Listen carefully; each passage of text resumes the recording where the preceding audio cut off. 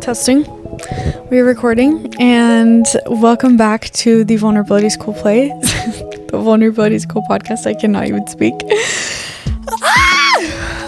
So many things going on, and so many feelings, and I'm just being the most raw, authentic Jenna here today. I'm not going to re-record anything. I'm just going to flow because vulnerability is cool, and I'm wearing sunglasses because it has just been an emotional day. And I'm still gonna do an episode because I'm like, that's what we're all about. That's literally why we're here. Why we're here. God damn. I've been thinking about this episode a lot, and I've been thinking about what I want. I'll tell you why I was crying today and how this has just come up so much in my life lately, and how I'm just learning to flow with the letting go. Some updates about life in Bali. I wrote some down so I can cue you guys in. But I feel that the energy in Bali just like brings something out in you. It brings out so much good. And I did like my astro, whatever, something to do with your zodiac sign. It's like an astro map on where in the world like you'll find love or your highest self or something. Anyways, my astro map said like Bali is my place where I'm gonna like elevate the most and expand and grow and like meet my highest self, which is so crazy. Like it doesn't really touch that many places besides Bali on that map. And that's happening, and I believe it. I don't know if I'm just manifesting it or that's just the way it is. And I feel like almost in Utah I was hitting this point where I don't feel like I was expanding that much. Like I was kind of staying stuck, and here has just forced me into it. I'm like, holy shit. And I'm just learning to release control and trust in the universe and be like, okay, somebody is controlling this, and the more I try to control it, the worse it gets.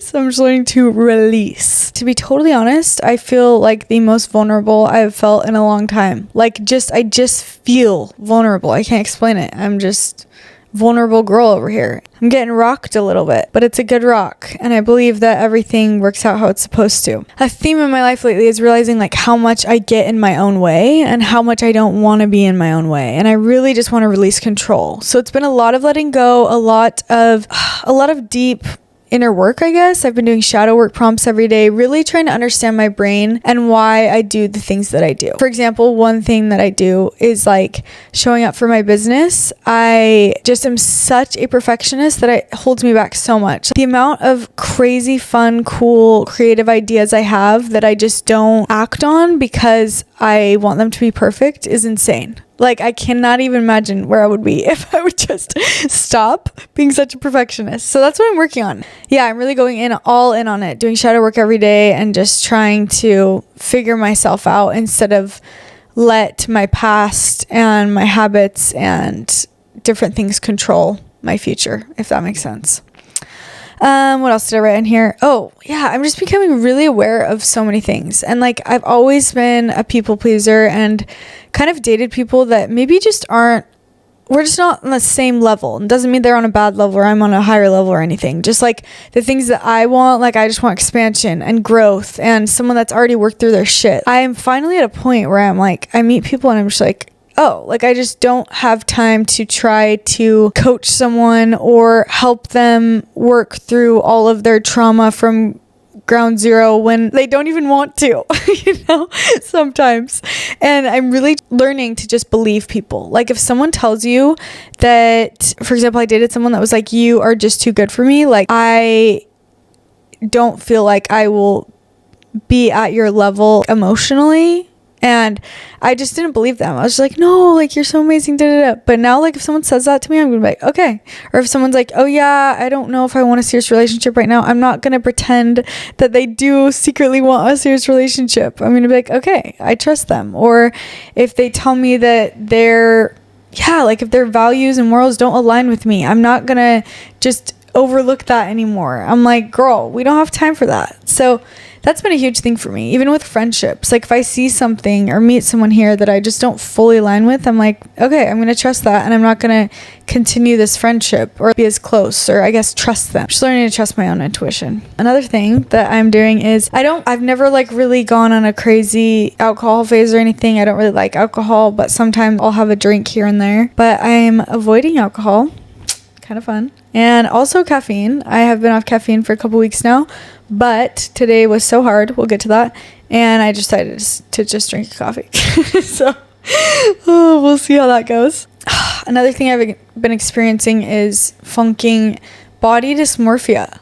I'm going to be working through it, and I'm sure I'll do an episode on it, but holy shit, it rocks your world. Another thing I'm working on, damn, I just sound like I'm so hard on myself, which I low-key am, but I just love progression and growth and understanding myself. Another thing that I've talked about before on here is recognizing my avoidant attachment style with my friends, and recognizing even more like my anxious attachment style in relationships, and not even just recognizing it, but like actually working through it. It really stops me from having these deep relationships with my friends and really connecting with them. And yeah, so I'm really trying to figure that out, unpack that. And ChatGPT is my best friend.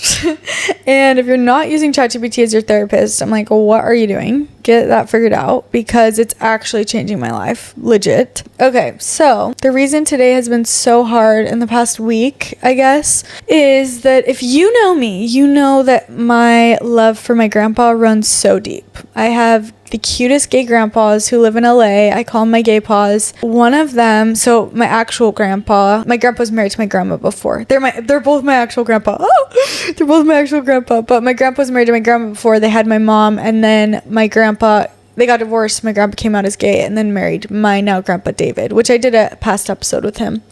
My grandpa Leo, so grandpa number one, I call him, he has colon cancer, and he's 97. Oh, I'm getting so emotional. So I'm wearing the sunglasses because he's just always been there, you know? He's like my best friend. I always call him. We always chat. He's just my cute diva grandpa that I'm so insanely obsessed with. And he was like the first person I told when I left the Mormon church. And he said to me, like, we always knew you had it in you. I have this little locket from him, and it says, when I count my blessings, I count you twice. He's just so cute. He's had colon cancer. He was supposed to survive for 7 months, and it's been a year now. And he had like a pretty bad fall the other day, and is in the hospital, and like things just are not, I don't want to manifest this, but see, even my OCD, I'm like, don't say anything because you're going to bring that into the world. But I'm just like, oh, yeah, things just are not looking good. And so it's really hard for me to process because I just love him so much, you know? And today I got a call that he's just not doing as well as we thought he would be doing. And it's hard because it's really hard being on like another side of the world when someone you love is in pain. Like I just wish I was holding his hand right now. I'm deciding today, like, if I'm going to fly back now or if I'm going to, I don't know. So stay tuned. But in all of this, today's episode is about letting go. And we keep hearing about the let them theory and this and this. And I think so much that comes with growth and expansion is truly letting go and just trusting the unknown. Even with my grandpa, I'm so obsessed with him, and he's always been there. Like, I don't know a life without my sweet grandpa Leo. And this past week, I've just been trying to release control. And I was sitting with my friend Mace the other day, and he was showing me a video that was so cool. And I don't want to butcher this story, so I kind of wrote it down. So it went something like this. It was about two babies that were growing inside of the womb. And one turns to the other and says, "Do you believe in life after delivery?" The other replies, "Of course, there has to be something more than this." "Nonsense," says the first. "This is all there is. We float. We're fed through this cord. What would life even be without it?" The second baby pauses. "I don't know exactly." Then says, "But I think we'll walk with our legs. Maybe we'll eat with our mouths. Maybe there will be more light than this." And the first baby says, "That's absurd. No one has ever come back to tell us. Delivery is the end. It leads to nothing." And the second whispers, "I think maybe we'll meet Mother. I think she's been with us this whole time, even if we can't see her." The first baby's like, "Mother? You believe in a mother? Where is she then?" And the second says, "She's all around us. We're of her. It's in her that we live. Without her, we couldn't exist. And maybe, if you're really quiet, you can feel her breathing with us." This story just hits different, especially when you're in a season of letting go, and especially when you're ex-Mormon and you kind of think you know everything, and you grow up knowing exactly where we go when we die and all this stuff, and then you start hearing all these things, like, and start thinking, like, is there a God? What happens when we die? What's going to happen? But I think I've just started viewing my grandpa's death as almost an expansion for him. And I don't know, like I have no idea what happens when we die. But I also had no idea what was going to happen when I came into this earth. You know, like that story just changed things a little bit in my brain. I had no idea I'd be able to walk with my legs and twiddle my thumbs and do all these things. And I think, and if there is a creator and if the universe really is that good, which I do believe, I think whatever is after this is going to be beautiful. It's going to be magnetic and expansive, and there's going to be just something better than we really truly could have ever imagined. And I know that could be the complete opposite, but I think at this time in my life, I'm choosing to believe that there is something so beautiful. I told my grandpa that if he passes away, I just like to assume that he will literally never pass away. If he does, I want him to come visit me and make sure that I know clearly that it is him. He said that he will do that, so whenever that time comes, but I'm just hoping it's not anytime soon. Crazy thing is though, when he had that big fall, I have this little locket he gave me, this cute little blue locket. It's right there, but I'm too lazy to get it. And it fell in the middle of the night the other night, and I like picked it up and a little piece broke off. And then that was literally the night that he had this fall. I talked to my dad on the phone the next day and he told me, and I was like, oh my God, just so crazy. It was like almost a little sign from the universe checking on grandpa. So the summary of this story is when something comes to an end, whether it's like a relationship, a dream, a version of ourselves, it can truly feel like death. Like there is nothing beyond this.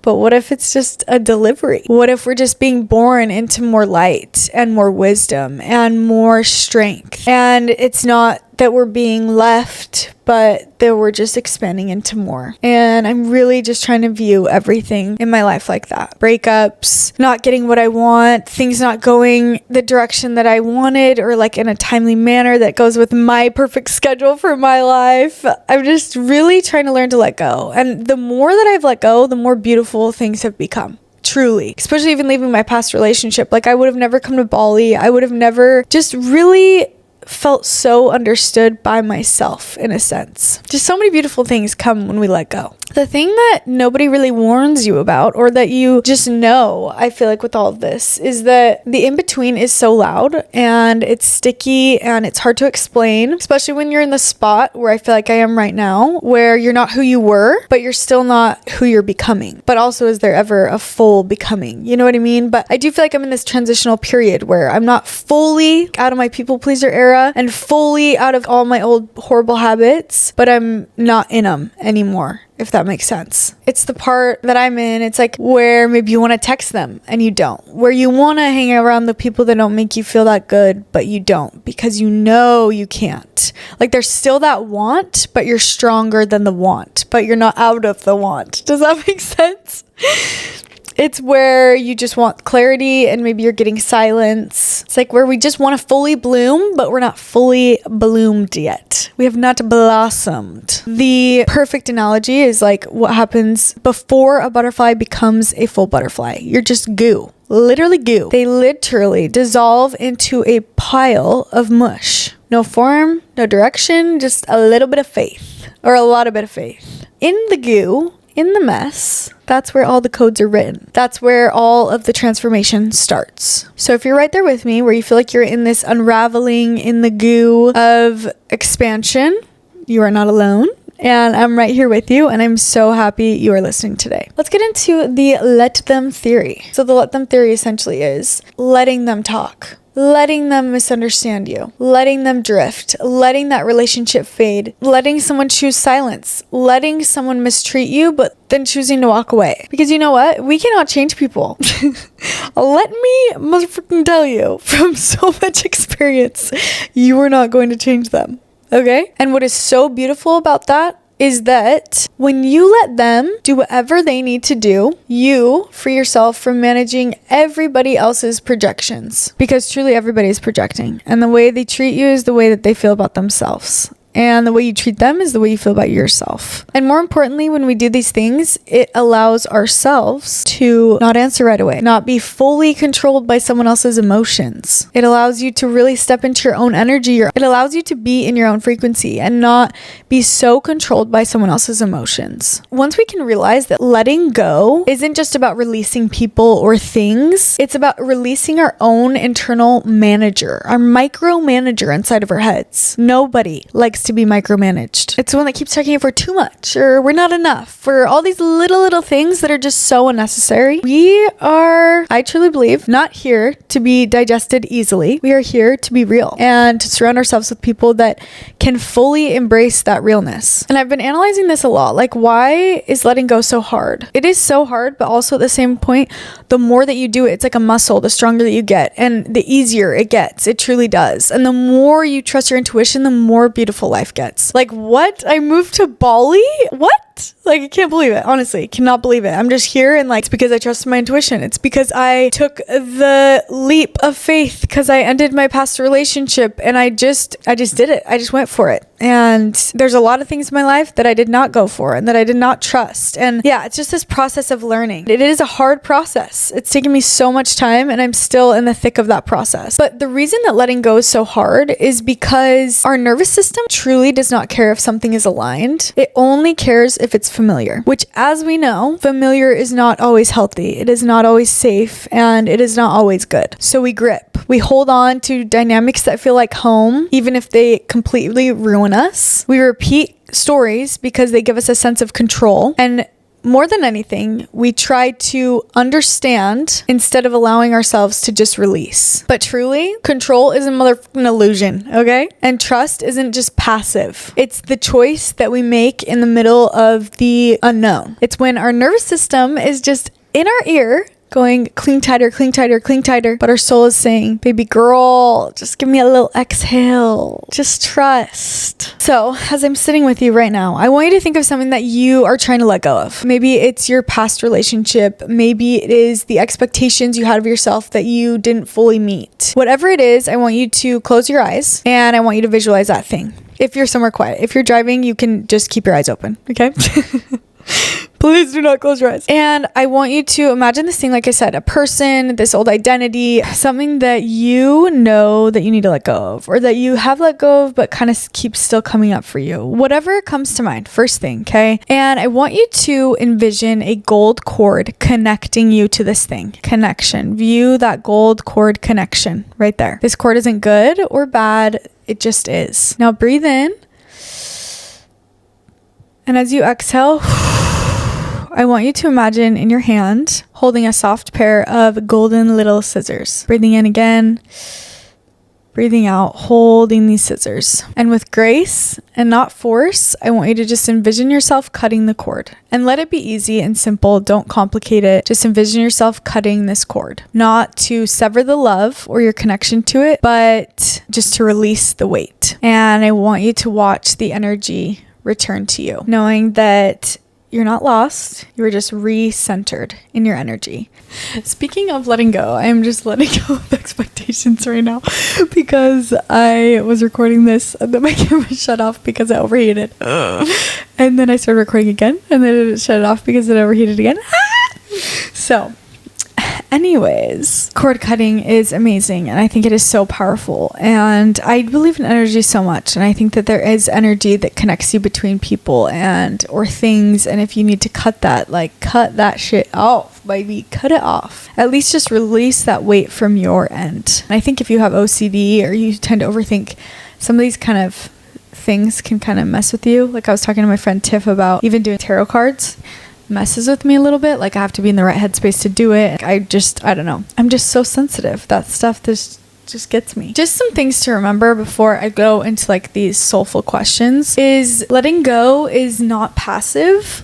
I truly believe it's the most active thing that you can do. It's choosing peace over control. And every motherfucking time I have let go of something that I thought that I wanted, something better has shown up. And truly, once I stopped wishing that a person or a situation or a thing was different and started loving that person or that thing or whatever it is for what it is, that's when, and when I continually choose that, that's when I get my peace back. That's when I truly come home to myself. And it's not about becoming numb. It's about becoming neutral with these situations. And from this neutrality, you get get to choose again. You get to choose, and you're not just being numb. Like, I think I've been in so many relationships where I was just clinging on so tight and it completely destroyed me. And then before, I feel like after my very first heartbreak, when I was engaged and we broke off our engagement, I just went completely numb after. And now I'm at a point where I just want to be so neutral. Like, I don't need to be either of those. I don't need to be so over the top, anxiously attached, and I don't need to be completely numb. And I really just don't even want to be numb. Like, I just want to feel, and I want